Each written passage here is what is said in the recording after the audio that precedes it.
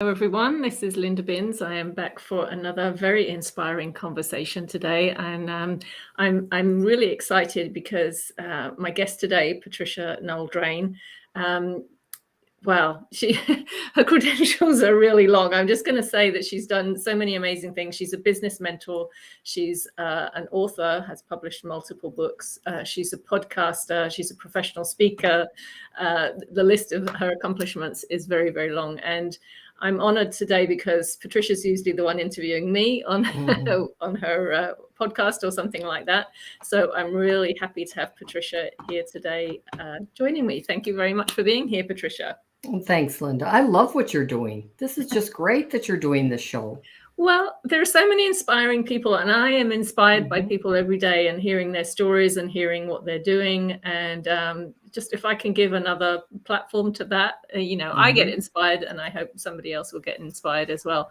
Now, as I said, you are very accomplished. You're a business mentor. You do a lot of business related things, but I do know that you are doing something new at the moment, and you're embracing kind of a new chapter. So I wanted to ask you about that and find out what it is that you're doing. I'm intrigued. Yeah. So isn't that funny? I wasn't planning to go this direction, but it's the truth. And so maybe, I don't know, 2 months ago, I was diagnosed with breast cancer, and all that means, and I wasn't happy about that. But I realized at that time I really want to do something where I have a community of like-minded people that want to walk the walk with me.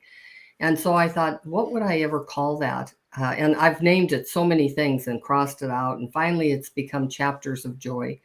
It's going to be a membership where people can come together like myself. I don't care what chapter they're in. They could be in chapter 3. I'm in chapter 7 right now. And I'll tell you what I see those chapters as, so you can see what chapter you're in. Or lie about it. I think it's good to maybe lie about what chapter you're in. But you don't like the chapter you're in. Right. But that's really the reason that I decided to go this direction, because I know there's other people that are facing what I'm facing. It's called aging. It's called medical things that are happening, or maybe even mental, emotional things that are happening. And we don't have to do it alone. We can do it with each other. And I think that's really the whole reason for me doing this. Now, it's not even up and running. I don't even have anything done other than a wait list, which I'll tell everybody about. But would you like me to tell you about what the chapters are that I see? Ooh, yes, please. Okay. All right. Now, people might say, but that's not right. You can't just say that. Yes, I can, because it's my making it up. So I can say anything. So here's how I see them: as 10 chapters in life. So 0 to 19. I lump those together because this really is a foundation in our life. It's where your beliefs are formed, and usually they're your parents' beliefs, or probably organized religion beliefs, and you take them on as yours. And then you start looking around at other people, and you start looking at other people's opinions as being yours. And that's 0 to 19. You're just formulating yourself. I know so many children that are in this age group, graduating from high school, have no idea what to do with themselves. And so I just thought, to say 0 to 10, it's really not even, you haven't grown yet. You don't even have, the thoughts that you have when you're older. So anyway, now we go to the second chapter, is 20 to 29. This is young adulthood. I wrote this down so I wouldn't forget. This is your young adulthood, where you're finding yourself and you're really getting into your first, probably serious career. Your friends are very important at this time. And what you're doing now is searching maybe through other people, through all kinds of different things that you're taking. That's in the 20s. 30 to 39. This is now you're living your life to the fullest. You're probably buying a house. If you're not, you're renting a house. You're probably have an apartment at this time. Maybe you have a car, maybe you don't. You might live in a place where you don't need a car. You might have started a family by this time. And if you haven't chosen to do a family, you're just looking at life differently now because you're living it. 40 to 49, I would have to say it's almost a repeat of the 30s. I almost lumped those 20 years together because this is when you really are coming into your own thoughts, your own ideas, the way you want to be living your life. Now you reach 50. It's 50 to 59. That's the 5th chapter. And the reason I named them, because they're very easy to say, I'm in the 5th chapter. Well, this is where all hell breaks loose, because this is when people are leaving the nest. This is whenever all of us are saying, what now? This is where I see men get a red Corvette and they start driving it around with their bald heads. It's just funny to me, but that really is midlife at that time. And you do start thinking, what's next, I wonder? Now it's 60 to 69. And you start really knowing who you are now. You begin your journey. It's a new journey because now you know you're past midlife. You know that time is limited and you really want to make something of your life. You come into your 70s, 70 to 79. This is the chapter that it either holds so much promise or so much negativity. And this is where the choice is yours. This is why I named it Chapters of Joy.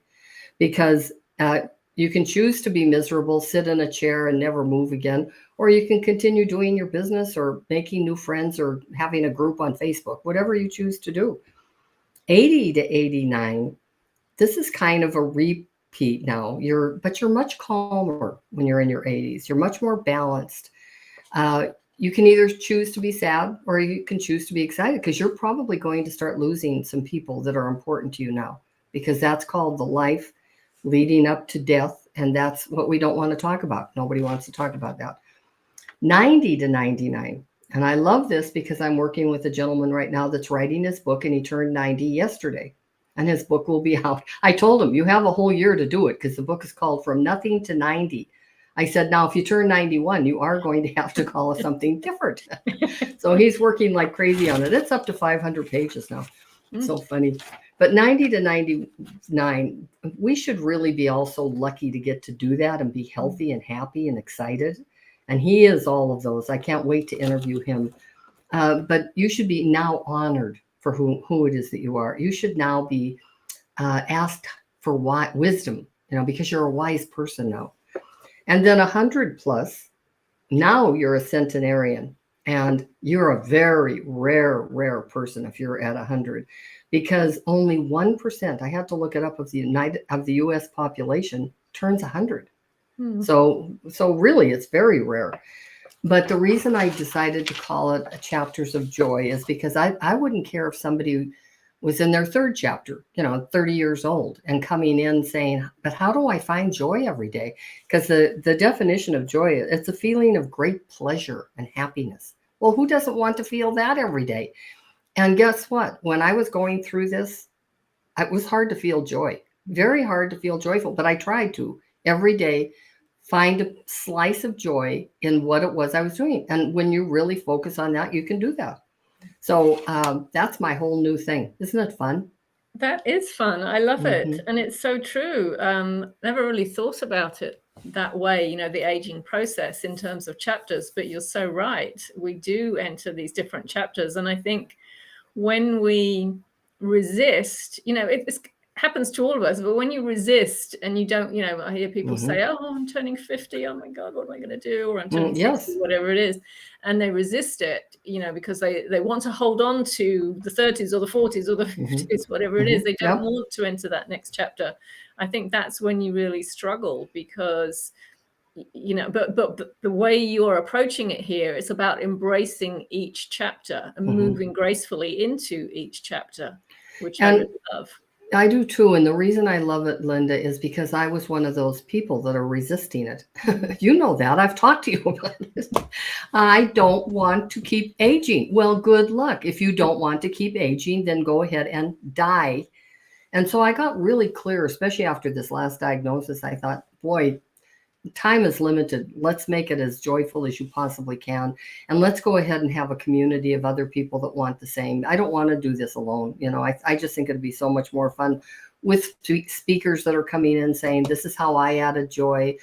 Singers that have joyful, wonderful songs that are out there, they can come in and sing their songs. And I just think it's going to be something that I'm going to love, because I'm really putting this together for me.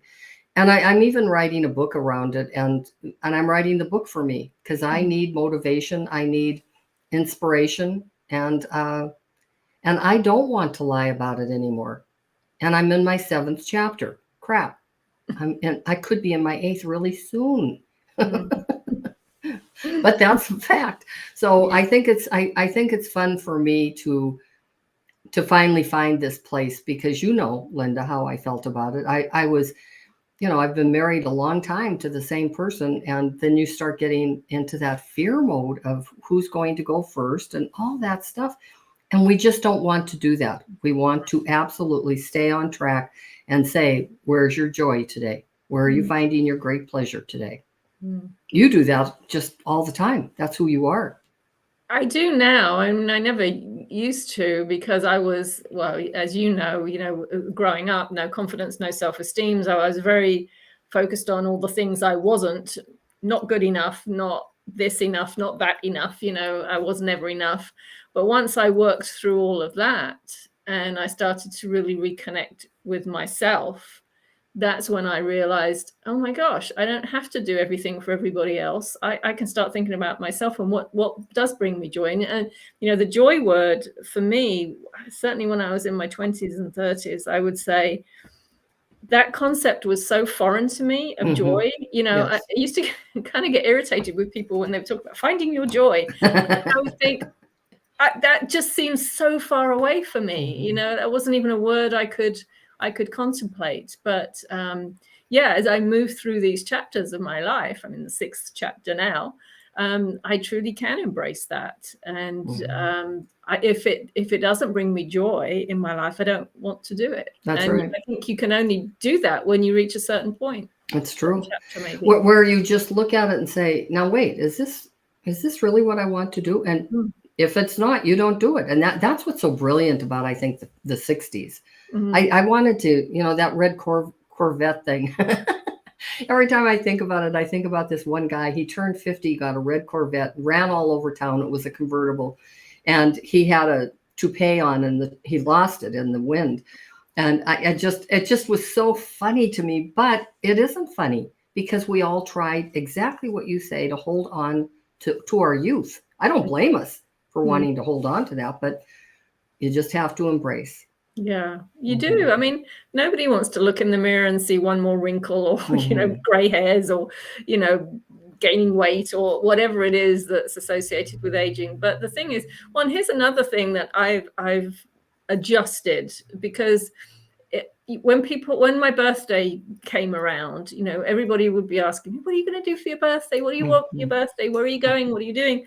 And I would see it as a chore. It's like, I don't know. I don't know what I want to do. There's nothing I really want, and it felt hard to me. And it wasn't until I reached 60 and I thought, you know what? I'm lucky to have reached 60. From now on, I'm going to celebrate every single birthday. That's right. It would be important, because who knows how many you have left. But I think, well, it's quite an achievement to have reached this chapter. So I am now going to celebrate every time. So. Well, in our society also, I look at the Japanese and different other cultures, and they do worship people as they age, and that just simply is not a fact here. That's why I'm having this community also, so that we really celebrate each other as we're moving down this path. But I talked to somebody who was 27 the other day, and he said, I don't want to be 27. I said, well, how old do you want to be? And he said, 16. I don't, isn't that funny? He's trying to hold on to that youth. It's just funny to me. But I will say the biggest question, and I can ask the audience, I don't know how many people watch, but I know this will really help them if they listen to this question. How old would you be if you didn't know how old you were chronologically? You had no clue what your number was. How old would you be? And usually people guess 20 years younger. Really? I've only heard one person, I bet I've asked 1,000 people this question. I've only had one person say he was 60 at the time. And I said, how old would you be? And he said, 92. I said, why? And he said, because I have so much stress on me. I have so many problems in life. And I felt so sorry for him, but he's the only one. Everybody else guesses 10 to 20 years younger. What about you, Linda? How old would you be? Well, it's an interesting question. I'm going into my highly sensitive over-analyzing here rather than just answering the question. Um, so I think as we age, inside we don't feel any different. Right. I mean, so I feel inside maybe the same as I did in my 30s or 40s. Yeah. But in terms of experience and living life, I feel in my 60s and I'm embracing that. And that I'm not sorry for that. I feel good for that. So, Mm-hmm. you know, I was just thinking fairly recently that, you know, we think in terms of, we don't feel any different on the inside. Mm-hmm. You know, the things we want to do, you know, and then it's a bit of a shock when our body doesn't cooperate. You Oh know, yeah. things are different. So inside, maybe yes, 20, 30 years younger, but I don't know. On another level, I do feel my age, and in a good way, not in a oh god, I Mm-hmm. feel my age, but Mm-hmm. in a good way. Does that make sense at all? Well, it does. I know exactly what you're saying because I personally would never want to go back to being 30 Mm, because I'm so much wiser now. mm, And I think that's what you're saying. You feel the wisdom. You know you have wisdom, and you know you've done a lot of things in your life. And now you can share them with other people and they'll know that you're wise. And that's how I want to have this chapters be all about is really what is it that you can share with somebody else that can make them wiser without having to get to age 80 or whatever their age right. is. Mm-hmm. Well, and when I think of the, you know, emotional traumas and challenges I carried with me and worked through in my 20s and 30s and 40s, you're right. I absolutely would not want to go back there Yeah. again because I've come Mm-hmm. so far and I Yes. feel how far I come and I can look back and think, oh my gosh, I'm such a different person from who I used to be then. Mm-hmm. And I would not want to go back there at all. So in that respect, I am 100% comfortable with who I am, where I am, how old I am. Mm-hmm. Good for you. Well, I wasn't. I mean, I really wasn't. When I had to tell people I'd been married 50 years, I remember thinking, okay, now, wait a minute. If I say I've been married 50 years, that means I'm old, doesn't it? I could not have, unless I got married at 12. And I could say that, but somebody's going to check up on me someday. So I really had to, and that's really the reason for the chapters of joy. I mean, isn't that weird? And anyway, Mm. but No. somebody asked me last week, Linda, I thought this was a very interesting question. She said, I thought your whole mission was to really help people find their calling, their purpose, their gifts, and help them monetize those. And I said it is. Hmm. And here's what I added. At whatever chapter in life you are. I mean, if that speaks to you, some people don't care about that. But if it speaks to you, then yes, you could be in your second chapter in your 20s. Mm. And it's okay. That is my calling. That is my purpose. But I'm just doing it a different way for me now. Mm. Well, and I love it because we all reach that stage of finding our calling or our purpose and really becoming ourselves at different times. I was interviewing somebody a few weeks ago, and she's a mindset coach for millennials. So she's this young girl, she's just so smart, and she got from a really early age the importance of mindset. And she was talking about how she would listen to her friends and their challenges, and she was thinking, no, but you can change your mindset. And I thought, wow, that, I wish I had not been That's right. wise at that age, So it comes at different times. I mean, I for where she is in terms of how accomplished she is and how she's let go of any traumas and is working on mindset, I didn't get that probably till my 40s. Oh, me either. So everybody gets it at a different chapter in their life.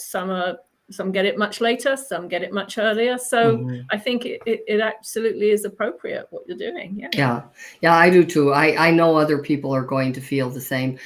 But see, there again, if they don't, it's okay, because this is the path I'm on right now. It's a path that's giving me joy and pleasure, and I want to continue that. One of the things when I had you on my podcast, And I've had you on a couple of times, and now I'll have you on again because of this whole chapter thing, because I love you. That's why I have you on. But when I had you on, you just said so many beautiful things about the mindset. See, now you're such a genius when it comes to that, but you have the tools now and the techniques for people to use. Where before, when you didn't understand it, you couldn't have helped anybody.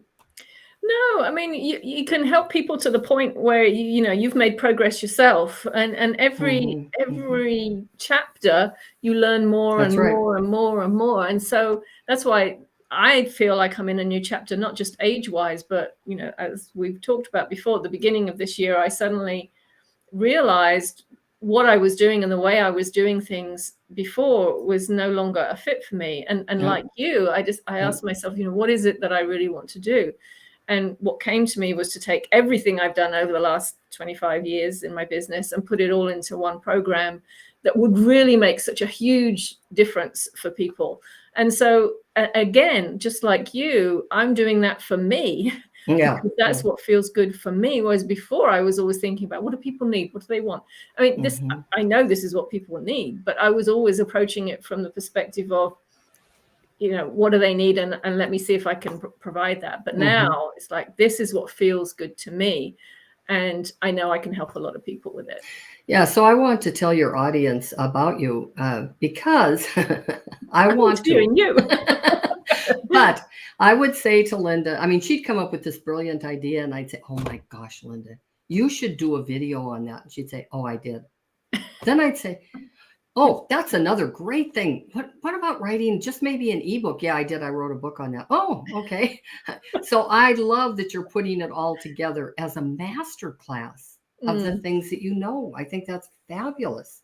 Is it together yet? I mean, have you launched it? Yes, it's ready to go. And I'm just out there telling people about it. And when people are ready, they will come and I will get started with it. But yes, it's all ready to go. And so what is it called? It's called Stuck to Unstoppable, and I'm calling it a game changer program because it really is, because it's focused on energy, as you know, that's what I do, but we're focusing on energy from every aspect. So there's nothing that you can't change, because we're looking at it from every aspect of your personal energy, the energy around you, the energy of people around you, the energy of your environment, any energy that impacts you, so that you'll have a true understanding of every aspect of energy as it relates to you. And so nothing can ever get in your way ever again. You'll know exactly what to do and how to deal with it. So. Oh, that's wonderful. Good for you. Of course, you've already done it. I just talked to you 2 weeks ago. You said you came up with the idea. No. This one, because usually, you would say if there was something you said and I hadn't done it, I would usually have it done by the end of the day. Oh, yes. Oh, yes. But no, I decided, again, I'm taking a completely different approach. So I had the idea of what I wanted to do, and I've just been going out and talking to people and saying, this is what I'm thinking. What do you think? Getting feedback from people, which is not something I've ever done before. And I've been loving that process, because I really get to hear what other people think and incorporate any ideas. People have come up with some great ideas that I've been able to incorporate. So yeah, I'm doing that in a different way, taking my time with it. Good for you. I love it.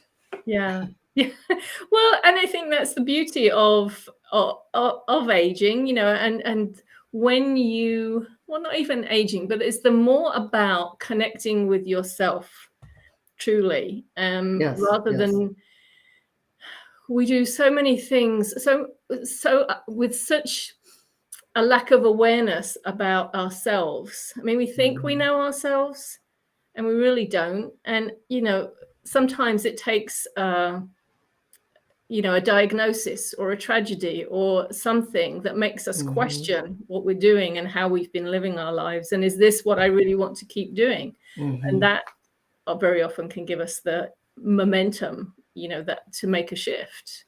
Yeah, because I don't want this to be, oh my gosh, I don't know what to do. I'm so down. I'm all this. I mean, I don't want it to be that kind of a thing. I want it to be something where you walk away each time and say, okay, let's go, let's do it. And it's not for everybody. I remember at first, and I might have run this past you, when I was trying to think of what to name it. I was calling it aging gracefully. Then I thought, well, no, aging graciously. Then I thought no, it should be called start moving or something, something like that. And it just fell down into the chapters because I see life as a book. I used to see it as a card game, but I don't know how to play cards. So as I was aging, I thought, well, I don't know how to play that hand at all. But so as I see it as a book, I know that the chapters keep turning, and I know when I'm in a new chapter, I feel it and it isn't just my chronological age. It's how I feel inside about where I'm headed now. And so that's why it became the chapters of joy. And at first it was chapters of happiness, but even joy is a better word than happiness to me. I just see it as more almost exciting, more exciting. Well, I think joy, now I know that joy is more of comes from the inner place, whereas happiness is more external, I think. Good point. Things make you happy. That makes me happy to do that, or to, when I see this person, they make me happy. But joy, I think, is more of an inner thing. And so it's more real. Thank you for that. I didn't ever hear it that way before, to be honest, but you're absolutely right. That's probably why my intuition said, no, use the word joy. Yeah. Well, and Patricia, you really are such an inspiration. I mean, for someone to take something that is an extremely challenging thing in your life, the diagnosis of breast cancer, and to say, I'm not just going to surrender to this and give into it, and this is it now. I am going to, what can I do with this? What is this telling me? What can I do moving forward? You're always focused on moving forward and what's next. And I love that about you. I think all of us should do that. I think we should just look to what can we do to share or contribute in this next chapter, or even in this next day. We don't know that we have a whole chapter in front of us. And some chapters, even though I put them in groups of 10 years, they don't go on that long. They go, they're shorter or longer than that, Right. But I had to kind of define it for myself to even say to a millennial, for instance, who is in that second chapter. And when I was talking to this millennial, he said, well, how do you know this stuff? And I said, well, I've gone through all of those things myself. I've been through every chapter. And he said, so then in your 20s, you're kind of struggling and challenged and looking. Yeah, I know that. And I see it in other 20-year-olds right now. I talk to them, and they're all they're trying to do is find where their spot is, where they're going to stand, what they're going to stand for. And I don't even think that comes until you're in your 40s, to be honest. But for some it does. Well, for some it does, and there are some people who know from a very young age exactly who they are, what they're passionate about, what they want to do, and they just go for it, and that's it. That's not true of the majority of people, though, I don't think. No, I didn't realize that until I owned my own recruiting firm, and I watched them come in day after day and say, Patricia, what should I be when I grow up? And they really did think they were this was a brand new question to me. I'd get asked 100 times a week. What should I be when I grow up? And now they're 40, 50, 60, Yeah. Well, that's why you wrote that book. Yeah. And it's not our fault, to be honest. It just simply is not. Did you have any help with that, Linda, when you were growing up?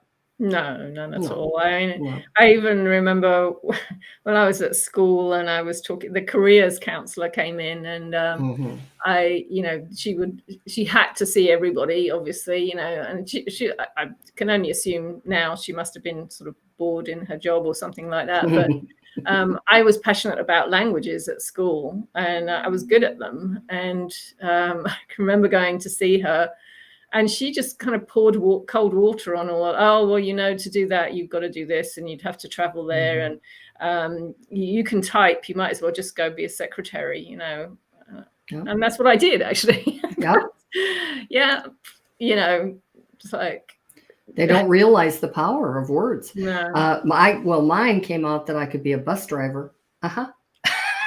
There you go. And I'm not a good driver. I don't want to drive with me. So imagine being on my bus. Oh Lord. Oh dear. Well, that's why people need someone like you to help them and me to help them uncover what it is Yeah. about themselves, that Yeah. Because many times, yeah, you have a whole different story about yourself. But Linda, could I tell people how to get on the wait list? oh, please do. Yes. Yeah. So this is what I'm thinking of doing right now, since I don't have it going or anything like that. I thought, well, I'll start with a wait list for the membership, and then keep telling people what it is as I go along. But just email Patricia at Patricia Drain, and that's DRAIN.com. And just put in the subject line waitlist, and I'll know exactly. And I'm just going to keep a folder of those. And then when it gets started in a couple of months, and you'll be the first to know about it. Wonderful. And in the meantime, they can check out your podcast. What's the name of your podcast? Yeah, I love that. It's When Passion Meets Profit. It's all about people like yourself, Linda, that have really found your passion and your purpose. And now it's okay to make a good living with that passion and purpose. And I had somebody on the other day, and it was so sad to me, because she said, my grandmother told me, even though this is my gift, and she was an intuitive, even though intuition is your gift, sweetheart, you don't ever, ever charge anybody for that. God would be mad at you. Now, isn't that a sad thing? Just handed down from generation. And I said to her, well, what are you doing then? And she said, I'm kind of dying on the vine here, because I know I can help people with my intuitive knowledge. And because I'm not charging, I'm not making money. And I have 3 children, and I have to feed them. Well, that's called reality, Well, that's so sad. The idea that you can't make a living doing something that comes naturally to you, that you're really good at. You should be able to be well rewarded for that. Why not? Yes. You're helping people, and people Yes. need that. Yeah. Well, I could talk to you all day, as you know. Well, let's go on the podcast next. Yes, we'll do that on the podcast. So I'm so excited for you with this idea, the chapters. I love it. I do too. Do let me know when you're ready to go, because I just it feels like it's just a natural flow, the natural flow of aging. And it feels like it's really helping people to not only embrace those chapters, but to not resist, to stop resisting, and to just be the best that they can be at any phase. That's right. Yeah. That's absolutely right. Yeah. Thank you, Linda, for having me All right. on. Well, thank you so much. And pleasure to talk to you as always. And I'll talk to you again soon. Yeah, okay. thanks. Bye-bye. Bye.